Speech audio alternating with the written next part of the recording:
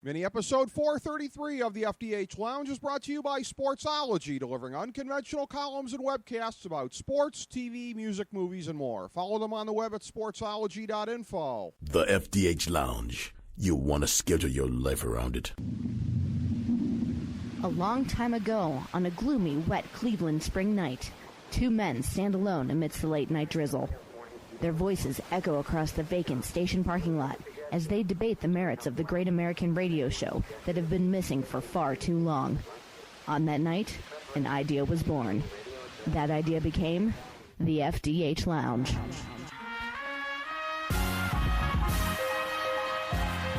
Welcome to the FDH Lounge. Hello, everyone. Welcome to another very special joint segment with Sportsology and the FDH Lounge. This is FDH Lounge managing partner Rick Morris. Have with me here today good friend, Sportsology proprietor, and FDH Lounge dignitary Russ Cohen to continue a tradition that we've done the last couple of years. It started in our guide, Pro Hockey Draftology, our annual draft guide, and you'll be able to check this out at FantasyDraftHelp.com and Sportsology right about the time that you're hearing this, more or less. And in our guide every year, I used to get written analysis from Russ critiquing our annual NHL Top 30 list. Last year, we spun it into a show segment, and we're just putting the link to the show in the guide. And so we're doing that again this year. We've actually spread it to all of the major sports starting last year. We've already done our NBA one for this summer. The general rule of thumb is this. Per sport, take an average of one athlete per team. So it's an NFL 32 list. The other sports, it's 30. And basketball, I think, is probably the most straightforward. You almost have a hard time getting to 30 and still getting all-star players there. I'd say hockey is probably the next most straightforward. Baseball, doing it mid-season is tough. NFL, with all the positions, very tough. What say you, Russ? Would you say this probably comes in about second on the difficulty list for putting it together? Yeah, there's no question. There's a lot of variables in hockey. Not that there's not a lot in the other sports either, but I guess I want to say there's a lot of variables that don't show up on the stat sheet that affect the stat sheet, and you have to sort of be aware of those, and I think that is part of it. Well, we may be getting to one or two names very shortly that kind of invoke that and the difficulty of assessing them. And again, the way this generally goes from the FDH Lounge perspective is that the list is, if you were starting a season today or tomorrow, who would you take for your team in what order, essentially, if you were doing a draft, but not necessarily a fantasy draft. It's not all about the stats. It's about who you want on your team going forward. We already did the NBA one with Ben Chu, managing editor of that NBALotteryPick.com. People can check that out. And to go through, and again, you were the granddaddy of doing this list here. I've been doing it with you longer than anybody else, as we said, first in written form and the last couple of years in show form here. So you've done this drill before. You know how it goes. We'll start, as always, I guess, with the guys who didn't make the list who were on it last year. So I'll go up the list in terms of guys who got bounced and see what you think of them. Last year, Daniel Sedin was number 30. He missed it this year, as did Henrik Sedin at 28, Jacob Voracek at 26, Nicholas Backstrom 25, Craig Anderson 21. It almost looks like a what was I thinking kind of a thing when you look at his year this year. Eric Stahl 20, Corey Schneider 18, which in fairness to him, had he had more of an opportunity this year, he might have had a better chance of making it.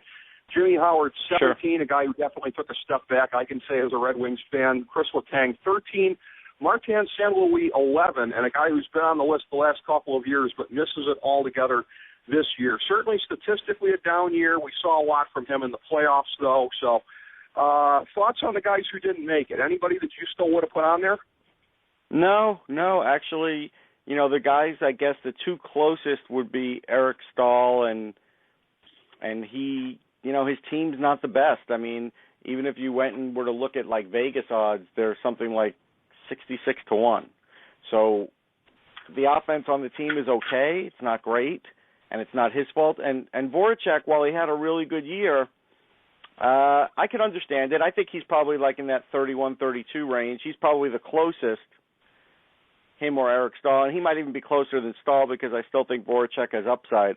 The Sedins are dying. I mean, let's face it, as far as their numbers are concerned. They're getting older. The team's getting worse. I don't know if they're going to have a big bounce back. No, I'm really good with this. Okay. Two things that I'd like to mention here. One, I made a little self-deprecating note about Craig Anderson, but I think that really kind of shows the difficulty of doing something like this. When a guy is kind of supersonic, really kind of comes from nowhere as far as performing at that all-world level, how do you assess him, actually? And the way that he played the previous year, maybe he should have been higher than 21. That was probably a compromise number if I think back to how it was formed. It was a compromise. So I remember seeing the number, and I said, that's too high, because I wasn't high on Craig Anderson. Well, yeah. And sometimes these guys show that they're a flash in the pan, and it kind of shows it right there. The other thing I'd like to point out is, in terms of comparing the NBA and the NHL lists, Marty St. Louis falling off from 11 altogether versus I go to the NBA list, Tim Duncan still makes it this year at 26. And the way that I kind of think of it is, if you're a power forward or a center in basketball, the magic numbers would be probably 20 and 10. If you're a forward in the NHL, probably more or less a point a game. Tim Duncan's not a 20 and 10 guy anymore, and he still makes the list. Marty St. Louis, the minute that he really starts to slip away from being a point-a-game guy, sorry, not room on the list for you anymore. I think that just shows that the hockey is more competitive as far as the top-level guys in the pool of talent. It's true, and you're right. And, yeah, I sort of look at that, and I do think Duncan still has more impact on the game than St. Louis. St. Louis has, some really good games. He never really has really bad games, but that one-timer just doesn't hit like it used to. I think Ranger fans saw that this year. So I think it's, it's just.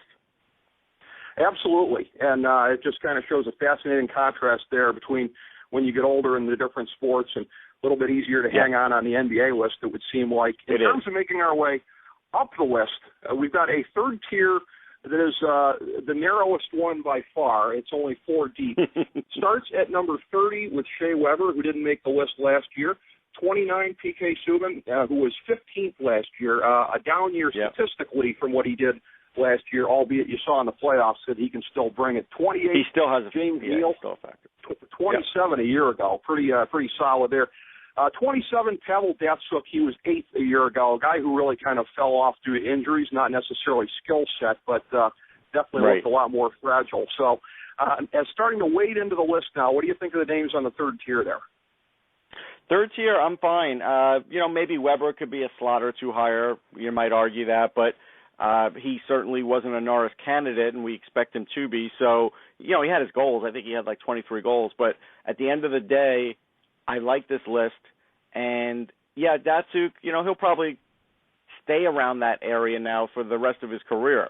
It'd be really – and maybe even drops out like that last year of it, which is coming. It's getting close. So I'm fine with this. And James Neal is kind of an interesting one because everybody wants to sort of throw dirt on him, but he does put up points. And he may not put him up when you want him to, and he may not put him up in the playoffs, but this is a regular season list, really. Yeah, by and large. And he's one of these guys that's really kind of difficult to rate because of being in Pittsburgh, playing with some of the combinations that he does. I know there's a lot of people that say, hey, a lot of people could thrive in that situation, but the fact of it is not everybody does. Right. That is absolutely true. As we start to make our way up the second tier, I know there may be a couple of names. As a matter of fact, I know there's at least one that's not on the list that was a narrow miss. We'll talk about that once we've gone through the second tier because that's probably a little more appropriate than to start looking at who didn't make the list and in your mind perhaps should have. But working our way up the second tier, it goes from 26 to 13. At 26, it's Taylor Hall, 22nd a year ago, so pretty steady. 25, Alexander Steen, making the list, wasn't there a year ago. 24, Duncan Keith, not on the list a year ago. 23, Henrik Zetterberg, down just a little bit from 16th last year. 22nd, Patrick Marleau, he was not represented last year. 21, Chris Kunitz, down a little bit from 14th last year. 20, Erik Karlsson, down from 10th last year. 19 is Henrik Lundqvist, down from 6th the previous year. 18, Anze Kopitar, up from 24th a year ago. 17, Zdeno Chara, up from 29th last year. Patrick Sharp at 16, not on the list last year. Also not on the list last year. 15, Tuukka Rask. 14, Patrick Kane, down a shade from 9th last year. And 13th, man who took a step up this year, Phil Kessel, up from 23rd on the 2013 list. So thoughts as we start moving up the second tier and we start getting more and more towards what we consider true franchise players? Yeah, Kessel really deserves it. He had a hell of a year. He had really elevated his game. He's that scorer we all thought he would be. So I think that's just – I think this is tough for Patrick Kane because Patrick Kane's going up against Patrick Kane. And he did have a knee injury at some point, and it did affect him a little bit in the playoffs. But year to year now, Patrick Kane is really, going up against himself in a list like this, not necessarily the field. So I think that's kind of tough, but I can't really argue it.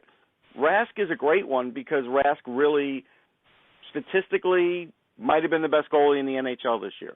And so he absolutely deserves it. Boston absolutely was a regular season lock. And so that was good. Sharp deserves it. Sharp's been really on the rise for years and has finally broken through, and I think fairly. Chara is always Chara. Kopitar, if you counted playoffs, we would make him a higher number even than that. But we don't, so I think that's good. But next year's list, he might even be higher. We know Wayne Gretzky said he's in the top 10. I'm not ready to say that yet, but he's really close. He's getting to that point where he is very close. Lundqvist is an interesting one. I mean, with the way that season started and everything else and him getting sat for a few games for Cam Talbot, yep, I could understand the drop. And then, of course, he had a great second half and, went right through the cup. So I think they're all fair. Marlowe, I don't know if this is probably going to be the last time on the list for him. He might even get dealt, so I could see that happening. Steen could be rising still because he seems to be doing really well with St. Louis. Keith is Keith.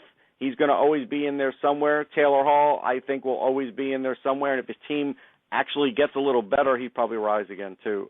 I also want to let people know on the Sportsology site, and I'll include this tonight, on the Sportsology site there is a mock draft from Anthony Mingione. The reason why you don't see the mock from me anymore is because I do it for CSN Philly, and so I have somebody else now doing it for the website and for the guide when it goes in there, so I just want to let people know. Excellent. Yes, and you can catch that for the guide as well. And I actually tried my hand at it as well this year with the mock draft. So there you go. See how that goes. That should be very interesting. It was very adventurous on my part to have tried that for the first time. In terms of this list, yeah, you and I have talked off here a little bit about Kopitar, and he's a tough guy to rate. And, again, it just goes to show you that L.A. team, a little bit like some of my Red Wings teams in terms of years past, I would say that more so late 90s, early 2000s in terms of being deep with leadership, because Kopitar, we're giving it to him for being the consummate winner, and it's kind of interesting. The guy doesn't even wear the captain's C on his own team. He's clearly the best forward that they have. He's a guy that provides a lot of leadership, but it's kind of unusual to give a guy a boost like we have on the list in terms of those intangibles for a guy who's not even a captain. Yeah, I mean, that's absolutely fair, and maybe someday he'll be the captain, not that Dustin Brown's an old guy, but, if he ever gets traded or if he ever gets injured or if there's a time where he misses the season and they have someone fill in as captain, I think Kopitar could be that guy. I was in the locker room at the Stanley Cup and did see the swarm around Kopitar, and I think he's been building towards this. I interviewed him back in the day when he was making the Young Stars team for the All-Star game, and I actually ventured out on the ice that morning. It was like the first time I ever tried to sort of goof around with pickup hockey, and I was dead. I was sore everywhere, and I even told Kopitar, I said, hey, do you mind if we sit down for this interview? Because my legs are killing me. I played this morning, and I think I gained respect with him with that. And he was like, yeah, sure, no problem. And so we did that, and I saw at that point you could tell what kind of guy he was. You could tell that there was no pretense, very humble, and now he's a multiple cup winner and still no pretense, very humble. So I think he's getting to the right place in his career, and he's big. He's gotten very big. So that's why I think next year he's even going to get more points. Absolutely, and a guy who is really puncturing that firmament out there in Los Angeles. And it takes a lot for a sport like hockey out there where you can really penetrate the consciousness. But he's getting to be at the point where they know who he is walking down the street. Yes, no question about it. I totally agree. And that really says a lot for him.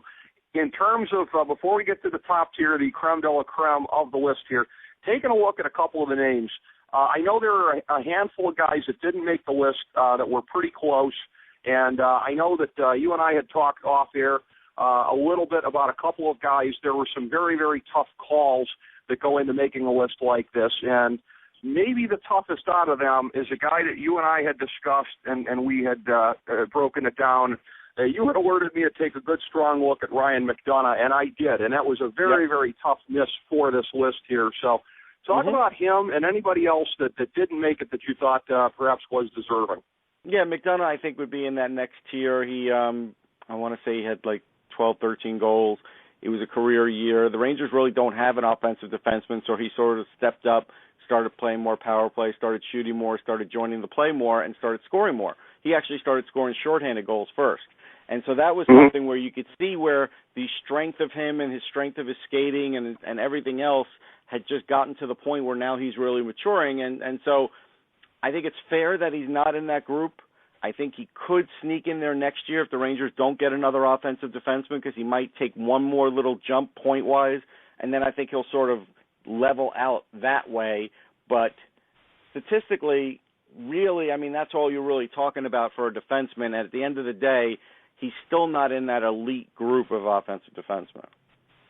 Absolutely, in terms of being difference makers. And, yeah, he does seem at his age like he's on that growth curve, and yeah, I would think would be more likely than not to be represented next year. But we get to the top tier, and it's very interesting to me that you have a number of guys on there, the top tier being 12 deep. There's actually, when you break it down, more guys on there than you would expect, 4 guys that weren't even in the top 30 last year. So it shows you the steps forward that a lot of guys took, and we start with one of them at number 12 in Joe Pavelski, who did not make the list last year. Above him, number 11, and this might be a little bit controversial. I know he'll be one of the guys we talk about, but I don't have him in the top tier. Alex Ovechkin, I'm sorry, he's on the top tier, but not the top 10. He was 30 a year ago. Right. His plus-minus number, we say we're not doing statistics here, but when you have a plus-minus number that abysmal, I think it has to be taken into account somewhat. Yeah, exactly. Yeah, no, if you're it definitely does. Liability. Yeah, I think you have to do that. Number 10, again, not really taking a step backward on the list because of his injury. I would say it's just a plus in terms of the other guys who really stepped forward here. John Tavares, he was 5th on the list a year ago. My guess is he'll be higher next year. But the top tier just seems to have more depth to it, I think. Number 9, Claude Giroux, he was 12th a year ago. Number 8, Jamie Benn, one of the guys I talked about, wasn't even in the top 30 last year, as well as number 7, Tyler Seguin. He was not there a year ago, but is there now. Number 6, Evgeny Malkin. He was 4th a year ago. He's always kind of somewhere in there. Number 5, Ryan Getzlaf. He was 19th a year ago. Number 4, I had to do a double take on this. I didn't quite realize he didn't make it a year ago, but that shows you the toughness of making this list. Corey Perry, jumping all the way up to number 4, our highest jumping guy this year. Number 3, Jonathan Taves. He was 7th a year ago. That's a guy I would have put first if Chicago won the Cup, as controversial as it is. I would have jumped him ahead of both guys who were in front of him, but I'm slotting him there for now. That was the highest I thought I could do under the circumstances. And number 1 and number 2, much like our NBA list, exactly the same as a year ago. Number 2, Steven Stamkos, and number 1 being, of course, I am anything but a Pittsburgh partisan, so I think that shows you how objective I can be, as well as putting LeBron number 1 for basketball. Some of these things are painful, but we must do that. And so that's what the list looks like, 12 through 1. Curious to get your thoughts, Russ, on some of the guys in there. I know you probably don't take issue with too many of the guys being in there, but any of them that you would have moved up or down? No, actually, I'll be honest, the only one, and really, again, he did get injured. I think, like, next year, Stamkos might be ready to take this list over if he doesn't get injured, because, that's he had a pretty tremendous year, even for a guy that was out with a broken leg. All that said, Crosby earned what he earned. I mean, there's no question. He continues to put up great numbers now that his head is under control and he's not having those problems. I think Corey Perry, the reason he is in this list is because of Ryan Getzlaf. I think Getzlaf is going to be the MVP of the league when it's all said and done after the awards. I think he's going to be the guy who gets the Pearson, and if he does, then that would be a big reason, because his year was just so good that maybe he even brought Perry to a greater height, even though Perry was an MVP of the league too, right? I mean, so it's just one, but he also is a guy that gets penalty minutes, and toughness is sort of works in the Perry, which helps in some leagues and not others. So I think that probably plays into it on the fantasy end too. Jamie Benn deserves it. I mean, he's become a star. He's been becoming a star. Tyler Seguin, again, controversial because he got traded, because maybe, Boston didn't like his off-ice stuff, goes to Dallas, straightens out. Certainly still a fun-loving guy. I follow him on Instagram. It's not like he's a wallflower, but, different organization, not as buttoned down, and really Seguin might break into that top 4 or 5 by next year. I mean, he's continuing to go up. Giroux, if he didn't have that bad start to his season, I think would be right in that 5, 6, 7, 8 range as well. But he had a horrible start, if you remember, and a lot of people were saying, oh, my God, what's going on with Claude Giroux? And I never really jumped ship on the guy, and for good reason. Pavelski is a guy that I don't know if he can get much higher, but I believe he'll be the future captain of the San Jose Sharks when we see Joe Thornton get dealt. And although is Thornton the captain? He is, right? I believe he is. Yes, I believe so. So I think Pavelski's that next guy in line. So I really like the list, and I don't have any issue. Well, it's very intriguing when you mention about Perry and Getzlaf, because as I look at this now, almost every year that we've done this, I would guess, you've had Pittsburgh represented as the team, the first one that's got 2 guys on the list. And this year it's Anaheim, because Perry and Getzlaf are 4 and 5. Crosby and Malkin are 1 and 6 respectively. So it's very unusual to have somebody jump ahead of Pittsburgh in that manner. You from there, you always have a number of other teams that have guys bunched up in there. And this year, of course, we have Dallas represented pretty high. We have Chicago with not just the 2 guys, Taves and Kane 13 and 14, but you got Sharp right there at 16. So there is obviously, as you would expect, a strong correlation on this list with some of the top teams in the league and some of the top talents there. Having said that, it doesn't always tell you everything, because with the LA Kings, we talked about it, Kopitar is 18. Jonathan Quick is a guy that was on the list a couple of years ago and could very well make it again next year. He was a relatively narrow miss this year, as was Drew Doughty. So when you factor in the honorable mentions, LA's right there, but it just goes to show you have to have really kind of a mix of things. And again, few teams in the league are as deep as Los Angeles, as we saw in the playoffs. Justin Williams at this stage of his career is never going to sniff the list, but he's pretty much become the Robert Horry of the NHL the last couple of years. So, it's a great you have to have something here. Yeah, thank you. So you really have to have kind of a balance, it seems, right, between the top-end guys and the really kind of roster depth to succeed? Yep, you absolutely do, and you're right about Doughty, and you're right about the other guys. It's just the way it shakes out. And look, Anaheim breezed through the regular season, and there's a reason. Perry and Getzlaf. Absolutely. And again, this is always one of our most fun annual projects that we do. And even among all of the sports, I always really love doing the hockey one and breaking it down with you, because there's nobody that follows it closer than you. So thank you very much, my friend, for coming on and evaluating this once again. I had a great time, and people, of course, can check this out. Also in our guide, Pro Hockey Draftology 2014. So once again, thanks so much, Russ. As we bring the show to a close, we would like to extend our deepest gratitude to NBC, CBS, ABC, Fox, all Clear Channel affiliates, TNT, TBS, USA, UPN, Deadspin.com, YouTube.com, YTMND.com, MySpace.com, various blogs, Fox News, CNN, CNBC, MSNBC, IamBoard.com, Billboard.com, Google.com, ESPN, ESPN2, ESPN News, ESPN Classic, NBA TV, NFL Network, Sports Time Ohio, Athlon Magazine, Comedy Central, Cartoon Network, The Boomerang Channel, QVC, BET, The Spice Channel, Steno Notebooks, Manwich, Papermate Office Supplies, waitresses, strippers, bartenders, garbage men, janitors, microwave popcorn, the writers of The Office, Scrubs, Entourage, My Name is Earl, Oz, Metalocalypse and the Boondocks, Aquafina, and the periodic table of elements.